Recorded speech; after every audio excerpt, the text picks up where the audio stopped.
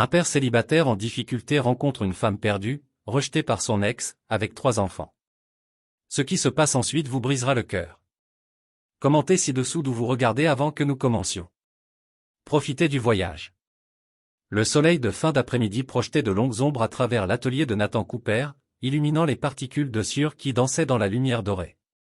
À 38 ans, ses mains autrefois lisses étaient désormais calleuses et abîmées, tout comme son esprit. 3 ans s'étaient écoulés depuis que le cancer avait emporté Claire.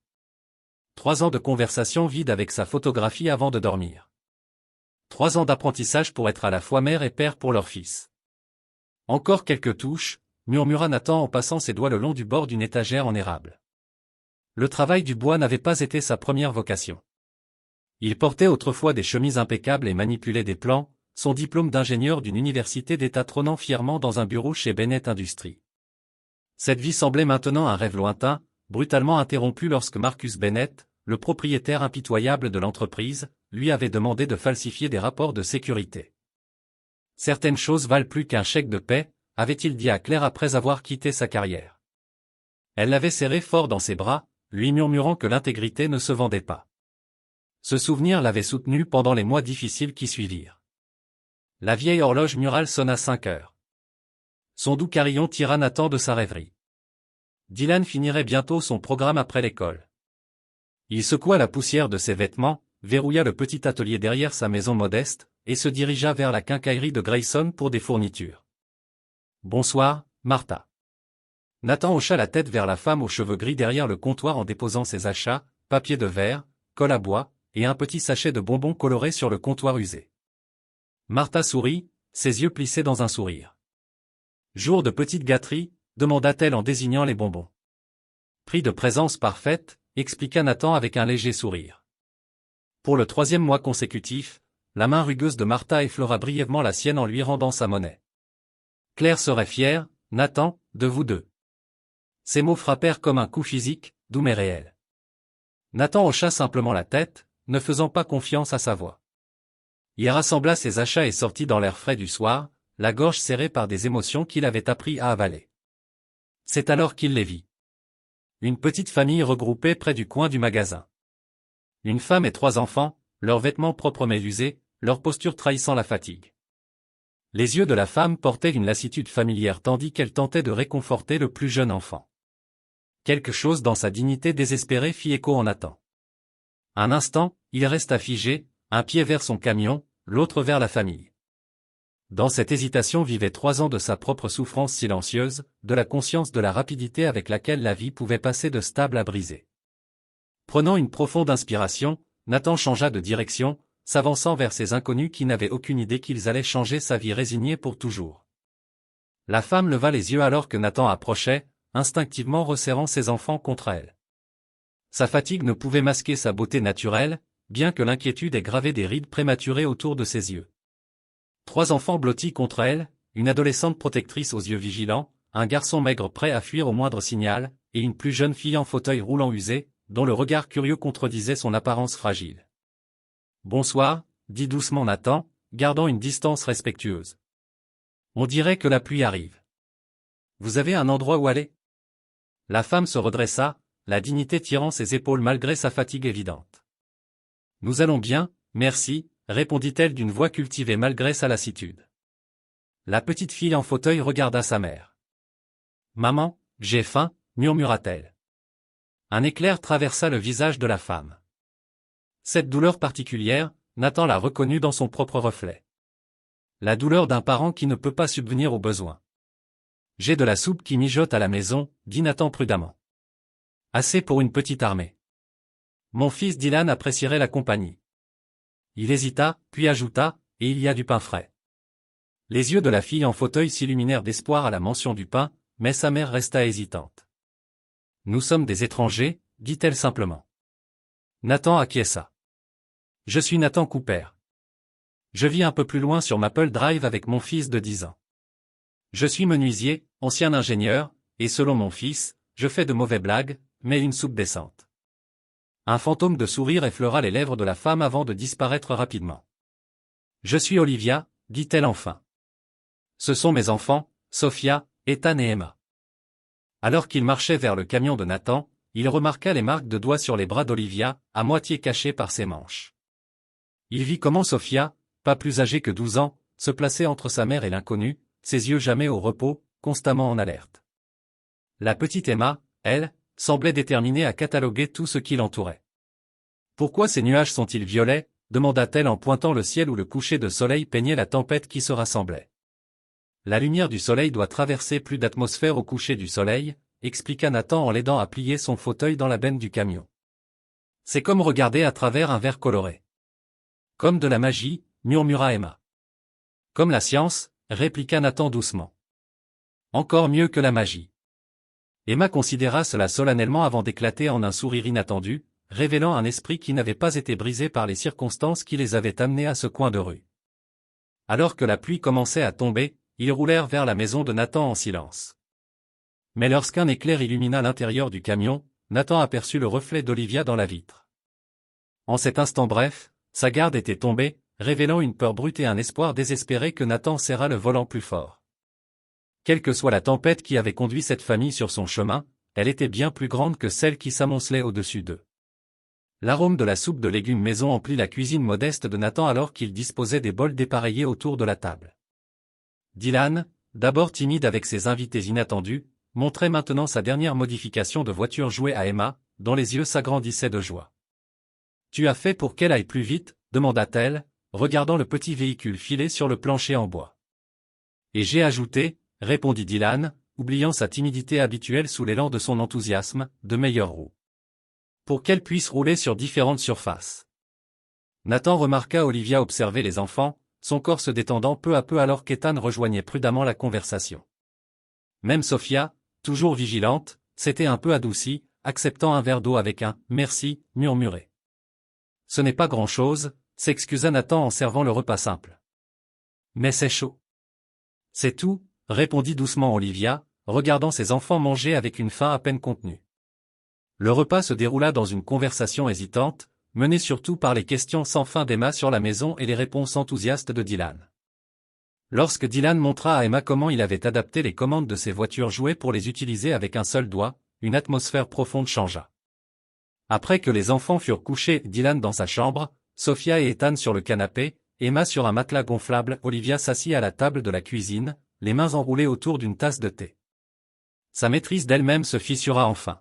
« Je n'aurais jamais cru que nous en arriverions là », murmura-t-elle, les larmes coulant silencieusement. Sans maison, affamée. Nathan s'assit en face d'elle, lui laissant l'espace pour parler. « Mon mari » commença-t-elle, puis se corrigea. « Ex-mari, Marcus Bennett. » Le nom frappa Nathan comme un coup physique. « Bennett de Bennett Industries. » Le regard d'Olivia s'éleva, surprise. « Tu le connais ? » « C'est la raison pour laquelle je suis charpentier et non ingénieur, » dit Nathan d'un ton sombre.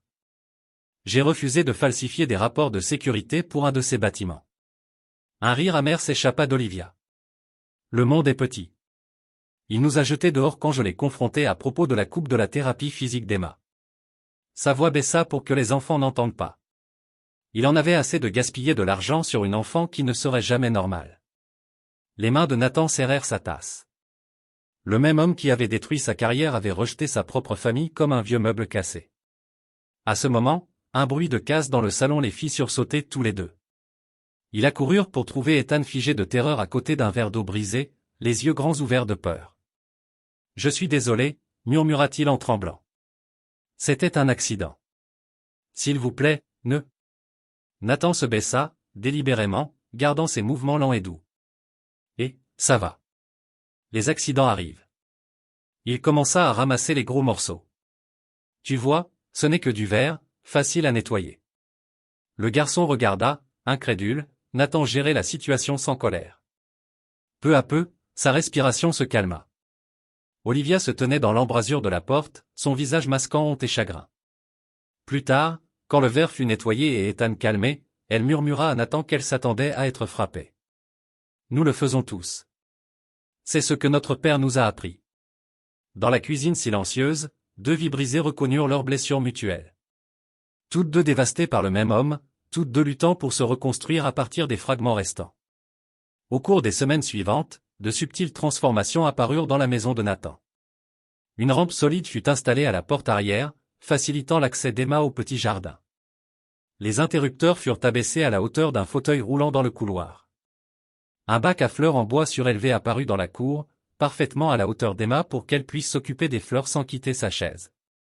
Nathan travaillait à ses adaptations tôt le matin avant ses travaux de menuiserie réguliers ou tard le soir après que les enfants se soient endormis. Il n'en parlait jamais. Elles apparaissaient simplement. Des solutions pratiques à des besoins non exprimés. Olivia remarqua chaque modification avec un mélange de gratitude et de culpabilité. « Tu en fais trop », lui dit-elle un soir, le trouvant dans son atelier en train de dessiner des étagères de cuisine ajustables. « Ce n'est rien », répondit-il, gêné par son attention. « Juste des petits ajustements. »« Pas pour Emma », dit doucement Olivia. « Hier, elle m'a dit que c'était la première fois qu'elle ne se sentait pas un fardeau. » Les mains de Nathan s'arrêtèrent sur son travail. « Elle n'est pas un fardeau. » Essaie de le dire à une fillette de 7 ans qui a entendu le contraire de son père. Le mot resta suspendu entre eux. Père, un titre que Marcus Bennett avait porté mais jamais mérité. Peu à peu, Pine Valley accueillit les nouveaux arrivants. Clara Johnson, l'institutrice de CE2, eut des livres en surplus pour les enfants. Le docteur Roberts trouva du temps pour les contrôles d'Emma, repoussant les inquiétudes d'Olivia à propos du paiement. Le shérif Davis passa régulièrement devant la maison, inclinant la tête en signe d'assurance silencieuse pour leur sécurité. Olivia trouva un emploi temporaire à la quincaillerie de Martha. Sa connaissance des matériaux de design surprit la vieille femme. « J'ai étudié le design d'intérieur avant de me marier », expliqua-t-elle quand Nathan fit un commentaire sur son expertise. « Pourquoi as-tu arrêté ?» demanda-t-il. Son sourire disparut. Marcus disait que c'était un passe-temps, pas une carrière. Finalement, je l'ai cru. Ce soir-là, Nathan laissa ses dessins d'atelier sur la table de la cuisine, des croquis de meubles personnalisés qu'il avait imaginés mais jamais eu le temps de créer. Le lendemain matin, en descendant pour son café, il trouva les annotations élégantes d'Olivia dans les marges, des améliorations subtiles qui transformaient ses dessins fonctionnels en quelque chose d'extraordinaire. « C'est remarquable », dit-il en la trouvant dans le jardin avec Emma. Elle rougit mais soutint son regard. « Juste des petits ajustements », répéta-t-elle ses propres mots. Leur partenariat timide fleurit aux côtés des soucis soigneusement cultivés d'Emma. Le jour, Nathan construisait pendant qu'Olivia affinait ses designs. Le soir, ils travaillaient côte à côte tandis que les enfants faisaient leurs devoirs à la table de la cuisine, Sophia aidant Dylan en maths, Ethan surmontant peu à peu sa peur des espaces clos en aidant à construire une maison pour oiseaux, Emma coloriant tranquillement à côté. La nuit de l'anniversaire d'Emma, la communauté se réunit pour une surprise. Le shérif Davis apporta un fauteuil spécialement adapté avec des roues robustes conçues pour les sentiers. Le club de pêche a fait une collecte, expliqua-t-il d'un ton bourru. Pour que la demoiselle puisse participer aux sorties au lac le week-end. Le visage d'Emma s'illumina d'une joie si pure que la conversation s'arrêta. Elle fit des tours expérimentaux dans la cour, découvrant la vraie liberté de mouvement pour la première fois depuis son accident, 2 ans auparavant. Voyant la joie de sa fille, Olivia éclata d'un vrai rire franc qui sembla la surprendre elle-même. Nathan leva les yeux de la distribution du gâteau, captivé par ce son. Quelque chose de douloureux et serré dans sa poitrine se détendit, comme un muscle noué qui se relâche enfin. Plus tard cette nuit-là, un cauchemar réveilla Dylan. Nathan accourut dans la chambre de son fils, mais trouva Olivia déjà là, les bras enroulés autour du garçon tremblant. « J'ai rêvé de maman encore », disait Dylan. Elle essayait de me dire quelque chose, mais je ne pouvais pas l'entendre. Olivia caressa ses cheveux avec une tendresse instinctive. Parfois, l'amour est trop grand pour les mots. Dylan respira profondément, son petit corps se détendant. « Tu sens les fleurs comme maman » murmura-t-il. Nathan observa depuis l'embrasure de la porte tandis que son fils s'endormait à nouveau, toujours accroché à Olivia. Quand elle se retira doucement et se retourna, leurs yeux se croisèrent dans l'obscurité du couloir.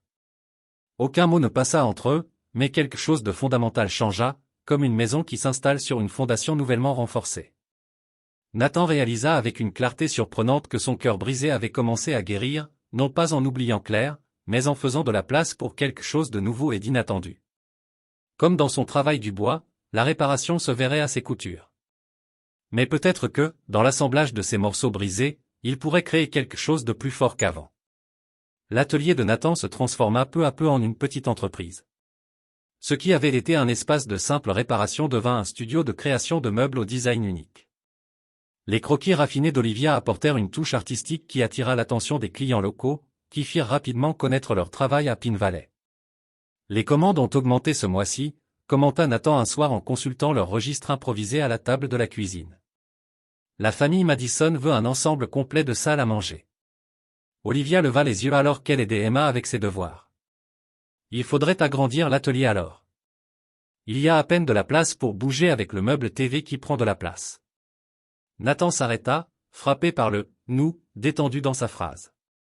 D'une certaine façon, en seulement 2 mois, ils étaient devenus une équipe, à plus d'un titre. De l'autre côté de la table, Sophia aidait Dylan à apprendre ses tables de multiplication. La fille, autrefois réservée, avait découvert un talent pour l'enseignement, sa patience révélant une douceur que son extérieur protecteur cachait habituellement. 9 fois 7, lança-t-elle. Dylan plissa le front de concentration. 63. Tu vois, tu t'améliores. Le rare sourire de Sophia apparut. Un trésor qui se montrait plus souvent ces jours-ci. Dehors, Ethan mesurait soigneusement du bois pour une maison à oiseaux sous la supervision occasionnelle de Nathan. Le garçon, qui sursautait autrefois au moindre mouvement brusque, maniait désormais les outils avec assurance, sa peur des espaces clos diminuant au fur et à mesure qu'il créait des structures plutôt que de s'y sentir piégé. On peut la peindre en bleu, cria-t-il par la fenêtre. Pour les mésanges qui viennent au mangeoir. C'est ton projet, ton choix, répondit Nathan, regardant les épaules du garçon se redresser avec fierté d'être responsabilisé. Plus tard dans la semaine, Emma assista à son premier cours d'art à l'école locale. Clara Johnson avait organisé son intégration en tant qu'élève spéciale, insistant sur le fait que l'œil créatif d'Emma méritait d'être encouragé. La fille rentra chez elle avec une peinture à l'aquarelle de leur jardin, le visage rayonnant de fierté. Mademoiselle Johnson dit que j'ai du talent, murmura-t-elle à Nathan alors qu'il encadrait le tableau dans un cadre simple qu'il avait fabriqué ce matin-là. Tu crois que c'est vrai? Nathan se mit à genoux près de son fauteuil roulant, rencontrant son regard. Je le sais. Regarde comment tu as capturé la lumière sur ces fleurs. Ça demande un don particulier. Emma l'observa, cherchant des platitudes, ne trouvant que de la sincérité. Papa disait toujours que l'art ne servait à rien, confia-t-elle. Ton père s'est trompé sur beaucoup de choses, répondit doucement Nathan. C'est magnifique, Emma, tout comme toi. Le printemps apporta les sorties du week-end au lac, le fauteuil tout-terrain d'Emma lui permettant de participer pleinement pour la première fois. La voir observer les oiseaux avec Dylan, montrer du doigt les tortues qui prenaient le soleil sur des troncs, sentir la brise depuis le rivage plutôt que depuis une vitre de voiture provoqua une transformation chez Olivia que Nathan ne put s'empêcher de remarquer. À l'anniversaire d'Emma, une demi-fête que Olivia avait créée pour compenser les célébrations manquées, toute la communauté lui fit la surprise d'une petite fête au lac. Le shérif Davis et le docteur Roberts avaient organisé une plateforme de pêche spécialement équipée où Emma pouvait lancer une ligne en toute sécurité. Quand elle attrapa son premier poisson, une petite perche qui brillait d'un bleu doré sous la lumière de l'après-midi, le rire triomphant d'Emma résonna sur l'eau. Olivia, voyant sa fille goûter à cette joie sans retenue, rit avec la même liberté. Ce son fit s'arrêter Nathan dans sa conversation avec Martha, quelque chose lui serrant la gorge. Olivia était radieuse en cet instant. Des années d'inquiétude semblaient momentanément lever de ses épaules, révélant la femme sous le poids qu'elle avait porté si longtemps. Plus tard, alors que le crépuscule s'abattait sur le lac et que les enfants faisaient griller des guimauves sous la surveillance de Clara, Nathan et Olivia marchèrent lentement le long du rivage. « Merci, dit-elle doucement. »« Pourquoi ? Pour les voir ? Les voir vraiment ?» Sa voix trembla légèrement. Marcus regardait Emma et ne voyait que ce qu'elle ne pouvait pas faire. « Toi, tu la regardes et tu vois des possibilités. » Nathan ramassa un galet lisse, le tournant dans ses mains. C'est ainsi que Claire regardait le monde, avoua-t-il. J'essaie juste d'honorer sa façon de vivre. Les doigts d'Olivia effleurèrent brièvement son bras. Le contact le plus léger, mais qui lui envoya une chaleur qui n'avait rien à voir avec la soirée de printemps. Raher serait fier, murmura Olivia, reprenant les mots de Martha ce premier jour. Cette fois, la phrase ne le blessa pas. Au contraire, elle ressemblait à une permission de Claire, de l'univers, de lui-même pour continuer à construire quelque chose de nouveau à partir des morceaux brisés de leur vie. En retournant au feu de camp, aucun d'eux ne mentionna comment leurs mains s'étaient trouvées dans l'obscurité grandissante, doigts entrelacés comme les assemblages complexes que Nathan façonnait dans son atelier, des pièces séparées devenant plus fortes ensemble qu'elles ne l'auraient jamais été séparément. Le premier avertissement arriva un mardi. Le shérif Davis fit un arrêt à l'atelier de Nathan, son air habituellement détendu remplacé par quelque chose de plus réservé. « Je voulais juste que tu sois au courant », dit-il d'un ton décontracté, bien que ses yeux fussent sérieux. Quelqu'un en ville pose des questions sur les nouveaux résidents. La main de Nathan s'arrêta sur la table en chêne qu'il ponçait. Quelle sorte de questions? À propos d'une femme et de 3 enfants, dont un en fauteuil roulant. Le shérif ajusta son chapeau. Ça ne veut peut-être rien dire. Je te tiens juste informé. Ce soir-là, Nathan remarqua une berline noire garée plus bas dans la rue, ses vitres teintées cachant le conducteur. Au matin, elle avait disparu, mais le malaise persistait. 2 jours plus tard, Olivia reçut un appel téléphonique qui la laissa pâle et tremblante. Nathan la trouva dans la cuisine, s'appuyant au comptoir. « C'était Marcus », murmura-t-elle, la voix cassée. « Il nous a trouvés cette nuit-là, après que les enfants furent endormis. Il menace de prendre les enfants. Il dit pouvoir prouver que je suis une mère irresponsable à cause de l'état d'Emma. » Ses mains tremblaient autour de sa tasse de thé. Il a dit qu'un juge ne croirait jamais qu'une femme sans abri pourrait s'occuper correctement d'un enfant ayant des besoins particuliers. Nathan sentit une montée de colère si puissante qu'elle obscurcit momentanément sa vision. Il vous a abandonné. Tous. Peu importe, répondit Olivia, les yeux vides. Il a de l'argent, de l'influence, et il a raison. Quel juge me soutiendrait? Je n'ai pas de maison, aucun revenu à part ce que je gagne à la boutique de Martha. Toi, tu as une maison, dit Nathan fermement. Juste ici. Leurs regards se croisèrent, dans les yeux d'Olivia, le doute, la peur, et quelque chose d'autre, une fragile lueur d'espoir qu'elle semblait craindre de reconnaître. Le lendemain matin, Nathan rassembla les 4 enfants dans le salon. Avec une détermination calme qui masquait son tumulte intérieur, il établit des protocoles de sécurité, des mots de code, des points de rendez-vous, des règles pour ne jamais suivre un inconnu, même s'il disait connaître leur mère ou lui, insista-t-il, observant la compréhension s'illuminer sur le visage vigilant de Sophia. Pendant qu'ils pratiquaient leur plan de sécurité, Emma leva les yeux depuis son fauteuil, étrangement silencieuse. « C'est à cause du méchant, n'est-ce pas ?» demanda-t-elle enfin. « Papa dit que c'est ma faute s'il ne veut plus de nous. » Nathan se baissa près d'elle, le cœur brisé par la culpabilité dans sa voix enfantine. « Emma, écoute-moi. Les choix de ton père parlent de lui, pas de toi. Jamais de toi. Mais mon fauteuil, ce n'est qu'un fauteuil. » Nathan l'interrompit doucement. « Il ne te définit pas plus que les lunettes définissent Dylan. » Emma réfléchit, puis demanda avec une honnêteté douloureuse. « Alors pourquoi est-ce qu'il ne m'aime pas ?» Nathan prit ses petites mains dans les siennes. « Certaines personnes ne peuvent pas voir au-delà de la surface ce qui compte vraiment. C'est leur perte, Emma, pas la tienne. » Cette nuit-là, Nathan resta assis sur le porche bien après que tout le monde se soit endormi. Ses yeux vigilants scrutant l'obscurité. L'ironie ne lui échappait pas. Sa vie, patiemment reconstruite après la mort de Claire, était maintenant potentiellement menacée par le même homme qui avait détruit sa carrière. Mais cette fois, l'enjeu était bien plus grand. Ce n'était pas seulement un travail qui risquait de disparaître, mais une famille fragile en voie de guérison. Une famille qui, d'une certaine manière, avait commencé à inclure lui et Dylan dans son cercle blessé. Au son lointain d'un véhicule approchant, Nathan se leva, les épaules droites face à l'ombre du passé venu réclamer leur paix précaire. Le véhicule qui arrivait s'avéra être le docteur Roberts, effectuant une visite nocturne à une famille de l'autre côté de la ville. Nathan expira lentement, ses muscles tendus se détendant progressivement alors que la voiture passait sans ralentir. Pourtant, ce bref moment d'alerte avait aiguisé sa détermination. Il devrait se préparer à ce que Marcus Bennett tente la prochaine fois. La soirée suivante apporta un orage de printemps inattendu. Des vents violents pliaient les arbres autour de la maison de Nathan, et la foudre zébrait le ciel d'un éclat terrifiant. Sous la pluie battante contre les fenêtres, l'inévitable arriva, le courant sauta, plongeant la maison dans le noir. Tout le monde resta calme. Nathan appela d'une voix posée en se frayant un chemin dans le salon obscurci avec une lampe torche. « J'ai préparé des provisions d'urgence. » Sophia et Ethan se blottirent ensemble sur le canapé tandis que Dylan courait chercher des lanternes à piles dans la cuisine.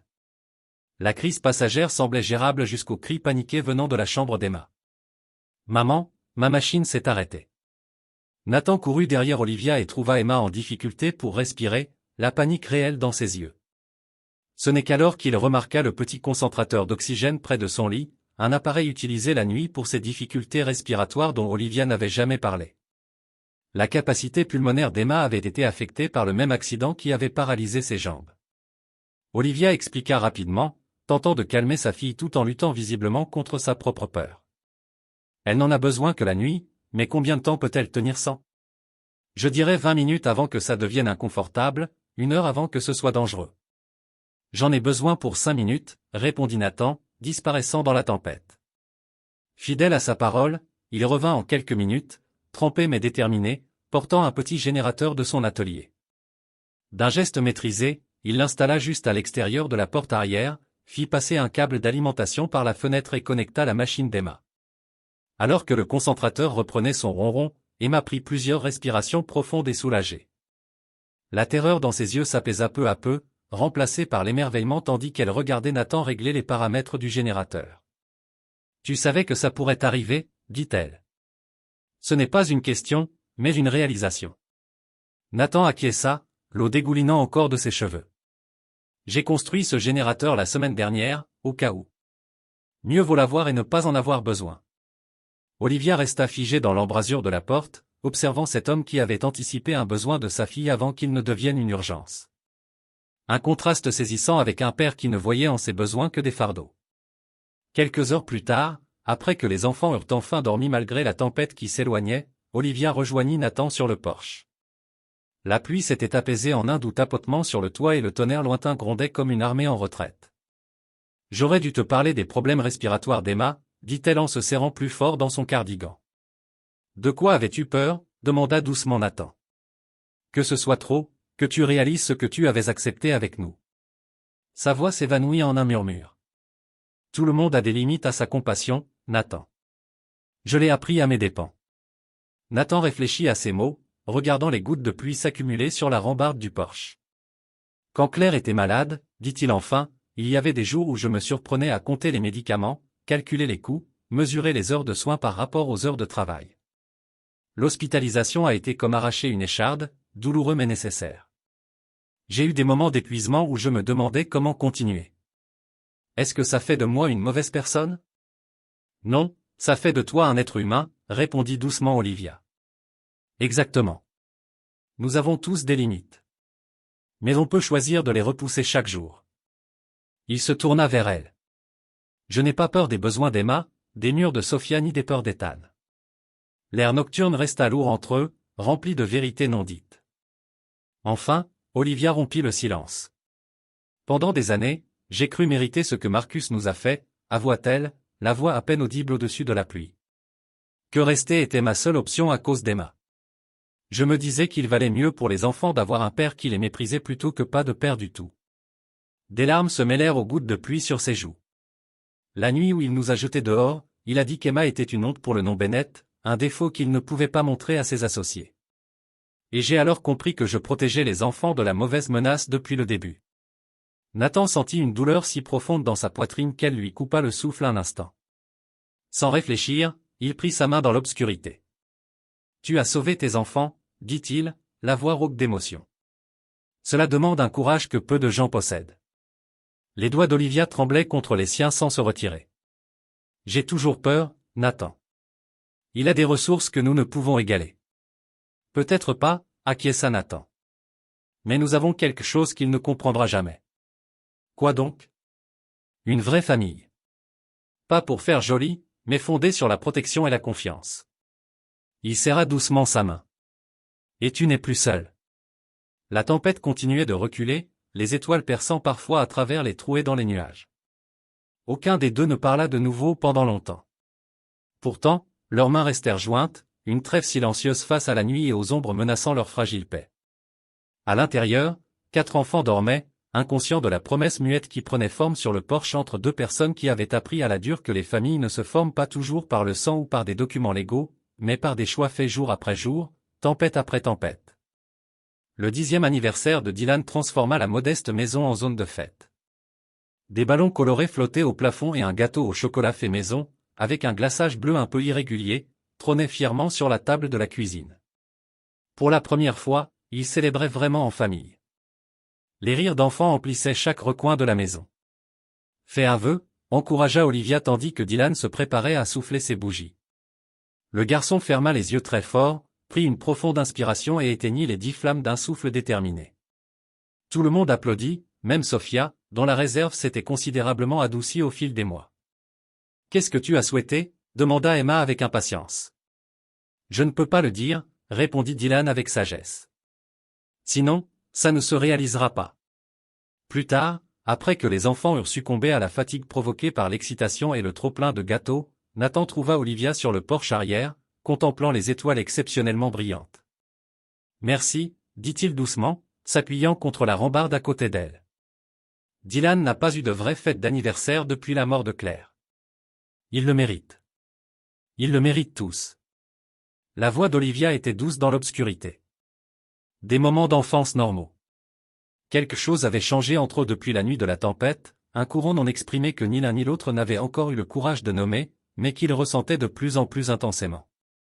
Sous la lumière argentée de la lune, Nathan pouvait voir la douce courbe de son profil, la façon dont ses cheveux tombaient sur son épaule. Elle se tourna, croisant son regard, et l'air sembla crépiter entre eux comme les éclairs de l'orage de la semaine précédente. Lentement, leurs visages se rapprochèrent, la gravité des mois de lutte partagée et de joie silencieuse les attirant l'un vers l'autre. Nathan sentit son souffle chaud contre son visage quand la première odeur de fumée lui parvint.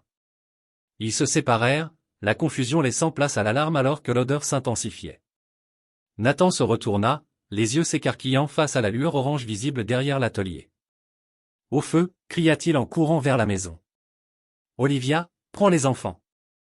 L'incendie avançait à une vitesse anormale, les flammes jaillissant de l'atelier vers la maison avec une malveillance délibérée. Arrivé dans la cour, il comprit avec horreur que le feu ne suivait pas le vent. Il suivait un chemin délibéré. « De l'essence » murmura-t-il, choqué par cette réalisation. Ce n'était pas un accident. À l'intérieur, le chaos éclata alors qu'Olivia se précipitait pour réveiller les enfants. Dylan et Ethan titubèrent, groggy, hors de leur chambre, mais la voix d'Emma s'éleva, paniquée. « Maman, la fumée entre !»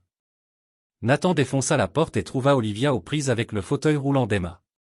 Dans le couloir étroit, alors que la fumée s'engouffrait sous la porte venant de l'atelier, le corridor menant à la chambre d'Emma était déjà envahi par les flammes. « La porte arrière !» cria Nathan en soulevant Emma de son fauteuil. « Ça va trop vite. » Le dos brûlant déjà de la chaleur, Nathan porta Emma à travers la fumée qui s'épaississait. Dehors, il la posa en sécurité sur l'herbe avant de se retourner pour voir le toit commencer à s'effondrer. De grosses poutres brûlaient comme d'immenses torchers contre le ciel nocturne. Au loin, au-delà des voisins rassemblés et des sirènes approchant, une silhouette observait depuis l'ombre, téléphone à l'oreille. « C'est fait, monsieur Bennett », rapporta l'homme avec froide efficacité. Message transmis. Nathan s'éveilla au parfum stérile du désinfectant et au bip régulier des moniteurs. Une douleur irradiait dans son dos par vagues, et sa gorge donnait l'impression d'avoir avalé du verre brisé. Clignant des yeux sous les lumières cruelles de l'hôpital, il tenta de focaliser sa vision brouillée. Nathan. La voix d'Olivia lui parvint à travers la brume. Son visage apparut lentement, épuisé mais déterminé, les cernes sous ses yeux suggérant qu'elle n'avait pas dormi depuis des jours. Les enfants, parvint-il à articuler, chaque mot coûtant un effort. Tous sains et saufs, répondit-elle, sa voix se brisant légèrement. Un soulagement l'envahit, éclipsant momentanément la douleur. À mesure qu'il reprenait conscience, il remarqua le shérif Davis près de la porte, son visage habituellement détendu, grave et concentré. J'ai trouvé des traces d'accélérant autour de l'atelier et menant à la fenêtre d'Emma, rapporta le shérif à voix basse. Ce n'était pas une tentative de dissimulation. C'était un incendie criminel visant à faire passer un message. Les mains d'Olivia tremblaient tandis qu'elle ajustait la couverture sur Nathan. « C'est de ma faute », murmura-t-elle. « Nous devrions partir avant que quelqu'un d'autre ne soit blessé. » Avant que Nathan puisse protester, un léger coup frappa à la porte. Clara Johnson se tenait dans l'embrasure, son visage bienveillant mais résolu. « Ma maison d'invités est prête, dès que vous en aurez besoin. 2 chambres et une rampe pour Emma. Pas de discussion possible. » Toute la journée, un flot constant de visiteurs arriva. Martha, de la quincaillerie, apporta des vêtements et des articles de toilette. Le docteur Roberts examina les dossiers de Nathan et lui fournit des médicaments supplémentaires contre la douleur. Même M. Jenkins, propriétaire de la pépinière locale Taciturn, apparut avec des plants de fleurs, pour quand vous serez sur pied. Entre deux visites, Nathan sombrait entre conscience et inconscience. Lors d'un moment de lucidité, il trouva Olivia seule à son chevet, la tête baissée. « On devrait partir », dit-elle sans préambule. « Quelque part où Marcus ne pourra pas nous trouver. » « Fuir ne l'arrêtera pas, » répondit Nathan, la voix plus forte qu'avant. « Des hommes comme Marcus poursuivent ceux qu'ils craignent de perdre le contrôle. »« Je ne peux pas risquer que quelqu'un d'autre soit blessé à cause de nous, » insista Olivia, regardant vers la porte pour s'assurer qu'on ne les entendait pas. « Il faut un courage que peu de gens possèdent. » Les doigts d'Olivia tremblaient contre les siens, mais elle ne les retira pas. « J'ai encore peur, Nathan. Il a des ressources qu'on ne pourra jamais égaler. »« Peut-être bien, » admit Nathan. « Mais nous avons quelque chose qu'il ne comprendra jamais. »« Quoi donc ? » ?»« Une vraie famille. Pas une vitrine, mais une famille fondée sur la protection et la confiance. » Il serra doucement sa main. « Et tu n'es plus seul. » La tempête continuait de s'éloigner, les étoiles apparaissant par moments entre les brèches des nuages. Aucun d'eux ne parla à nouveau pendant un long moment. Mais leurs mains restèrent liées, une trêve silencieuse contre la nuit et les ombres menaçantes qui pesaient sur leur paix fragile. À l'intérieur de la maison, 4 enfants dormaient, inconscients de la promesse muette qui se formait sur le porche entre deux personnes qui avaient appris à la dure que les familles ne se construisent pas toujours par le sang ou les papiers légaux, mais par les choix répétés, jour après jour, tempête après tempête. Le 10e anniversaire de Dylan transforma la modeste maison en zone de fête. Des ballons colorés flottaient contre le plafond, et un gâteau au chocolat fait maison, au glaçage bleu un peu inégal, trônait fièrement sur la table de la cuisine. Pour la première fois, ils fêtaient vraiment ensemble, comme une famille. Le rire des enfants remplissait chaque recoin de la maison. « Fais un vœu », encouragea Olivia alors que Dylan se préparait à souffler ses bougies. Le garçon ferma les yeux avec force, prit une grande inspiration et éteignit les 10 flammes d'un seul souffle déterminé. Tout le monde applaudit, même Sophia, dont la réserve s'était considérablement adoucie au fil des mois. « Tu as souhaité quoi ? » demanda Emma avec impatience. « Je ne peux pas dire, » répondit Dylan avec sagesse. « Sinon, ça ne se réalisera pas. » Plus tard, après que les enfants se furent enfin endormis, épuisés par l'excitation et le trop de gâteaux, Nathan retrouva Olivia sur le porche arrière, le regard perdu dans les étoiles inhabituellement brillantes. « Merci, » dit-il doucement, s'adossant à la rambarde à côté d'elle. Dylan n'a pas eu de vrai anniversaire depuis la mort de Claire. Il le mérite. Ils le méritent tous. La voix d'Olivia était douce dans l'obscurité. Quelque chose avait changé entre eux depuis la nuit de la tempête. Un courant tacite que ni l'un ni l'autre n'osait encore nommer, mais qu'ils ressentaient de plus en plus fort. À la lumière argentée de la lune, Nathan distinguait le doux profil de son visage, la manière dont ses cheveux retombaient sur son épaule. Elle se tourna, croisant son regard, et l'air entre eux sembla crépiter comme les éclairs de la tempête passée. Lentement, leurs visages se rapprochèrent, attirés l'un vers l'autre par la gravité des luttes partagées et des joies silencieuses. Nathan sentait son souffle chaud contre sa joue. Lorsqu'une odeur de fumée lui parvint. Ils s'écartèrent brusquement, la confusion laissant place à l'alarme à mesure que l'odeur s'intensifiait. Nathan se retourna, les yeux écarquillés par la lueur orange derrière l'atelier. « Du feu !» cria-t-il en courant vers la maison. « Olivia, prends les enfants !» Le brasier progressait à une vitesse anormale, les flammes bondissant de l'atelier vers la maison avec une méchanceté volontaire. En atteignant la cour, Nathan comprit avec horreur que le feu ne suivait pas la direction du vent. « Essence !» murmura-t-il, sous le choc. Ce n'était pas un accident. À l'intérieur, c'était le chaos tandis qu'Olivia s'empressait de réveiller les enfants. Dylan et Ethan sortirent de leur chambre en titubant, mais la voix d'Emma retentit, affolée. « Maman, la fumée entre dans ma chambre. » Nathan franchit la porte d'un bond pour trouver Olivia luttant avec le fauteuil roulant d'Emma dans le couloir étroit, alors que la fumée se répandait sous la porte, en provenance de l'atelier. Le couloir reliant la chambre d'Emma était déjà envahi par les flammes. « La porte arrière !» cria Nathan en soulevant Emma de son fauteuil. « Ça va trop vite. » Le dos déjà brûlant sous la chaleur, Nathan traversa la fumée de plus en plus épaisse avec Emma dans les bras. Dehors, il la déposa en sécurité sur l'herbe avant de se retourner pour voir le toit s'effondrer, les poutres en feu dressées comme des torchers contre le ciel nocturne. Au loin, derrière les voisins rassemblés et les sirènes approchantes, une silhouette observée depuis l'ombre, téléphone à l'oreille. C'est fait, monsieur Bennett, annonça l'homme avec froideur. Message reçu. Nathan se réveilla dans l'odeur stérile de désinfectant et le bip régulier des moniteurs. La douleur irradiait dans son dos, et sa gorge semblait faite de verre brisé. Clignant des yeux sous les lumières blafardes de l'hôpital, il tenta de retrouver la mise au point. Nathan. La voix d'Olivia le rejoignit à travers la brume.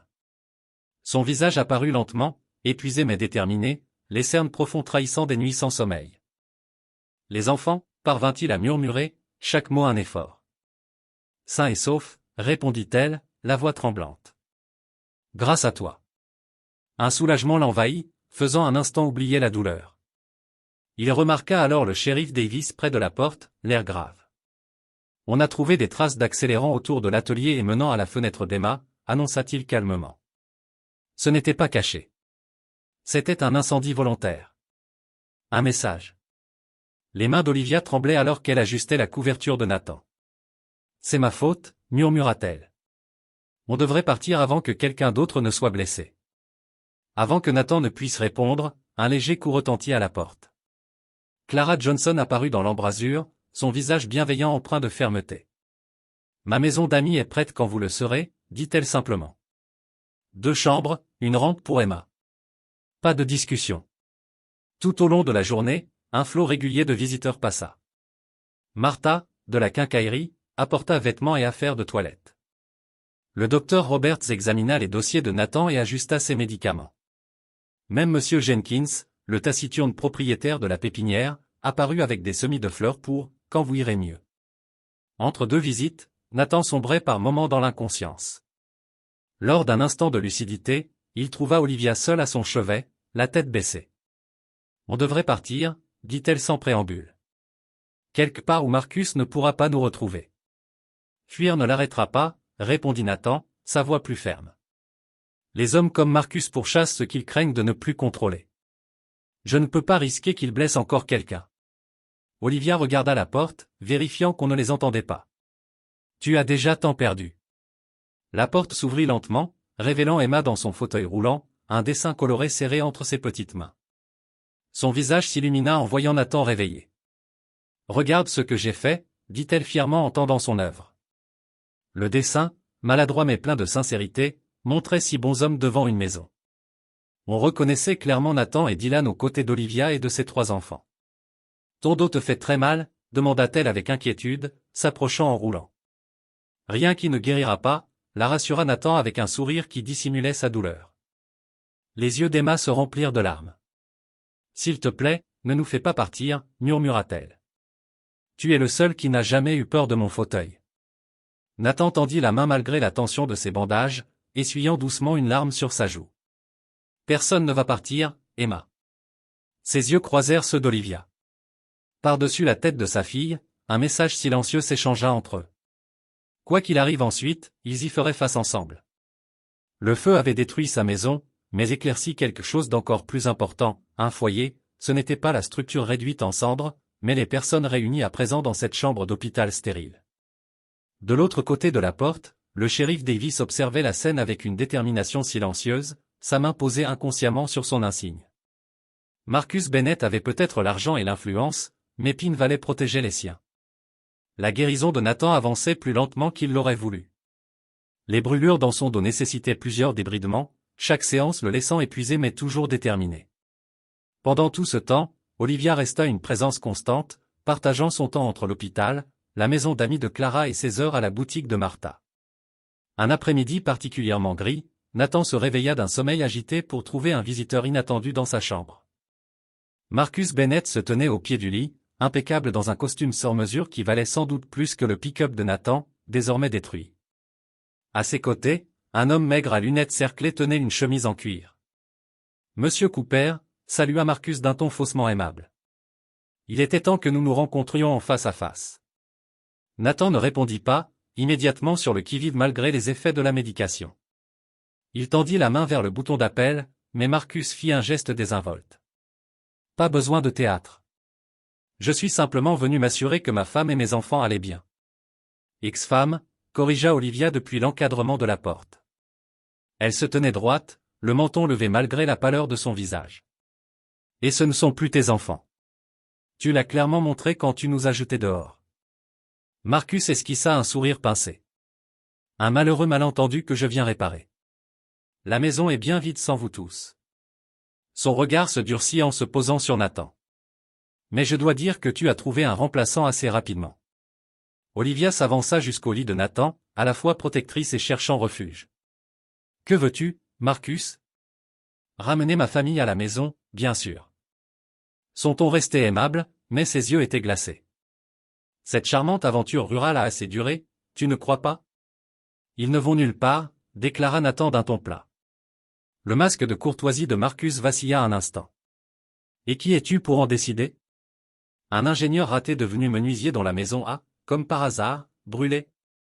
Avant que Nathan ne réponde, la porte s'ouvrit de nouveau. Le shérif Davis entra, son attitude décontractée dissimulant une vigilance aiguë. Je me doutais que je vous trouverais ici, monsieur Bennett, dit-il en se plaçant stratégiquement dans la pièce. Intéressant que votre visite coïncide avec notre enquête pour incendie criminel. L'homme à la chemise de cuir se tortilla, mal à l'aise, mais Marcus ne broncha pas. Pure coïncidence, je vous l'assure. Je m'inquiète simplement pour le bien-être de ma famille. Préoccupation notée, répondit calmement le shérif Davis. Tout comme les relevés téléphoniques entre votre bureau et un incendiaire notoire de la ville. Étrange, ces connexions. Pour la première fois, le calme de Marcus se fissura. Ma réputation ne peut se permettre un scandale, dit-il à voix basse, mais avec une intensité accrue. Un divorce tumultueux ou une. Il jeta un regard dédaigneux vers le fauteuil vide d'Emma, enfant défectueuse, ce n'est pas compatible avec l'image Bennett. Ils reviendront avec moi ou ils en subiront les conséquences. Les seules conséquences, intervint le shérif Davis, seront légales si les relevés nous mènent là où je pense. Votre réputation n'est pas la seule chose en jeu, Bennett. Marcus redressa son nœud de cravate déjà impeccable, une colère froide émanant de lui alors qu'il se dirigeait vers la sortie. Ce n'est pas fini, dit-il, la menace suspendue dans l'air lorsqu'il quitta la pièce. Dans le silence qui suivit, la force maîtrisée d'Olivia se fissura. Elle s'effondra sur la chaise près du lit de Nathan, ses mains tremblantes. Il ne s'arrêtera pas, murmura-t-elle. Il ne s'arrête jamais. Nathan attrapa sa main malgré la douleur qui lui traversait le dos. Nous non plus, promit-il, affrontant son regard inquiet avec fermeté. Il ne peut pas briser ce qu'il ne comprend pas. Ses doigts se resserrèrent sur les siens. Et c'est quoi, ça? La vraie force n'est pas dans le pouvoir ou l'argent, répondit Nathan. Elle est dans le choix de rester unis, même quand tout s'écroule autour de nous. À mesure que la guérison de Nathan progressait, la communauté se mobilisa autour de cette famille déplacée. Le shérif Davis organisa des volontaires pour déblayer les décombres de la maison, pendant que d'autres commencèrent à planifier les fondations d'une reconstruction. Nathan, désormais capable de bouger avec moins de douleur, passait ses après-midi à dessiner de nouveaux plans pour une maison mieux adaptée à leurs 6 occupants. Un matin, alors qu'il étudiait ses plans à la table de cuisine de Clara, Olivia reçut une grosse enveloppe livrée par coursier.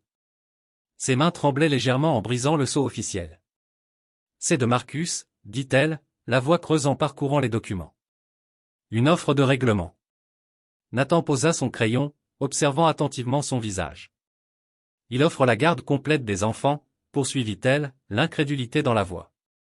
Un soutien mensuel généreux, une nouvelle maison dans le comté de Westbrook. Elle croisa le regard de Nathan. À condition qu'on déménage immédiatement, et qu'on coupe tout lien avec Pine Valley. Le sens non dit flottait entre eux. Avec toi. Il essaie de nous séparer, murmura Olivia, les papiers frémissant entre ses mains tremblantes. Nathan sentit quelque chose de glacé se poser dans son ventre. L'offre était brillamment calculée, sécurité financière, une maison décente, aucune bataille judiciaire qui viderait ce qu'il restait de leurs maigres ressources. Tout ce qu'une mère luttant pour subvenir aux besoins de ses enfants pourrait souhaiter, surtout avec un enfant ayant des besoins particuliers. Tu devrais y réfléchir, dit-il doucement, les mots douloureux mais nécessaires. Tu dois faire ce qui est le mieux pour tes enfants. Olivia le regarda, une foule d'émotions traversant son visage. Avant qu'elle ne puisse répondre, la porte s'ouvrit brusquement, laissant entrer Emma, tout excitée dans son fauteuil roulant, suivie de Sophia. « Maman, Nathan, venez voir ce qu'on a fait » s'écria Emma, le visage rouge d'enthousiasme. Dehors, le long des fondations brûlées de la maison de Nathan, les filles avaient planté une rangée de jeunes plants de soucis aux fleurs oranges et jaunes vives, éclatantes sur la terre noircie. C'est pour quand on reconstruira, expliqua Emma, des traces de terre sur les joues tandis qu'elle leur souriait fièrement. Comme ça ce sera joli tout de suite. Sophia, encore réservée mais plus renfermée, s'agenouilla pour ajuster une fleur. Les racines seront plus fortes avant l'hiver, ajouta-t-elle doucement. Et elles refleuriront au printemps. Olivia s'agenouilla à côté de ses filles, ses doigts caressant les jeunes plantes. C'est magnifique, dit-elle d'une voix chargée d'émotion. Ce soir-là, après que les enfants se furent endormis, Olivia rejoignit Nathan sur le porche de Clara. Il fixait au loin les contours de sa maison en ruine. Sans un mot, elle lui tendit les papiers du règlement, désormais déchirés en deux. Certaines choses ne s'achètent pas, dit-elle simplement. Comme un vrai foyer. Nathan regarda les documents déchirés, puis son visage, doucement éclairé par la lumière du porche. Ça aurait été plus facile, reconnut-il. Plus facile, oui, acquiesça Olivia en s'asseyant à ses côtés, leurs épaules se touchant à peine. Mais pas juste. Pas après tout ça. Dans le silence de la nuit, leurs mains se trouvèrent, leurs doigts s'entrelacèrent avec une certitude nouvelle. Le chemin à venir restait semé d'embûches, les menaces de Marcus, la reconstruction depuis les cendres, la guérison des blessures visibles et invisibles. Mais quelque chose de fondamental s'était solidifié entre eux, plus fort que tout document légal ou toute sécurité financière. Un choix avait été fait. Non pas par désespoir ou nécessité, mais par la reconnaissance tranquille de ce qui comptait vraiment. Le palais de justice du comté voisin de Riverside imposait sa présence avec ses colonnes de marbre et ses portes centenaires en chêne massif. À l'intérieur, l'air était chargé de tension alors qu'Olivia, Nathan et les 4 enfants attendaient sur un banc de bois verni devant la salle d'audience C. « Veuillez vous lever pour la juge Eleanor Watkin », annonça le huissier tandis qu'une femme distinguée, aux cheveux argentés et au regard perçant, entrait dans la salle. La requête de Marcus Bennett pour une garde d'urgence n'avait surpris personne après le refus de l'accord. Son équipe juridique avait déposé des documents affirmant qu'Olivia était mentalement instable et incapable de fournir les soins nécessaires à Emma, surtout maintenant qu'ils étaient sans domicile et dépendants de la charité. Marcus était assis de l'autre côté de la salle, impeccablement vêtu, projetant l'image d'un père concerné, encadré par 2 avocats à l'allure coûteuse. Quand ses yeux croisèrent brièvement ceux de Nathan, il n'y avait même pas de colère, juste un froid calcul, comme s'ils n'étaient que des pièces sur un échiquier, pas des êtres humains dont la vie était en jeu. Le shérif Davis était arrivé en uniforme complet, accompagné du docteur Roberts, de Clara Johnson et même du vieux monsieur Jenkins. Un par un, ils furent appelés à témoigner. Le docteur Roberts parla avec autorité professionnelle de l'amélioration de la santé d'Emma depuis son arrivée à Pine Valley. Sa fonction respiratoire s'est nettement améliorée, et ses progrès en kinésithérapie dépassent les attentes. À mon avis, l'environnement actuel est extrêmement bénéfique pour son état. Clara Johnson présenta un dossier contenant les travaux scolaires des enfants, les excellents résultats de Sophia et sa nouvelle assurance, les écrits créatifs d'Ethan révélant une guérison émotionnelle, et les dessins d'Emma témoignant d'une amélioration de sa motricité et de son bien-être psychologique. Même M. Jenkins, d'ordinaire peu bavard, parla avec rudesse mais sincérité du sérieux de Sophia dans son travail après l'école dans sa pépinière. Cette gamine en sait plus sur les plantes que la plupart des adultes. Elle tient ça de sa mère, à mon avis. Pendant tous ces témoignages, les avocats de Marcus tentèrent de dresser le portrait d'une femme désespérée, prenant des décisions impulsives, vivant avec un homme qu'elle connaissait à peine dans des conditions instables. Ils insistèrent sur l'incendie, le logement temporaire et remirent en question la capacité d'un charpentier rural à subvenir aux besoins médicaux d'Emma. Quand Olivia prit la parole, ses mains tremblaient, mais sa voix resta ferme. Elle décrivit les années d'abus émotionnels, le rejet d'Emma par Marcus après son accident, et comment elle avait trouvé le courage de partir lorsqu'il avait menacé d'interrompre la thérapie de leur fille.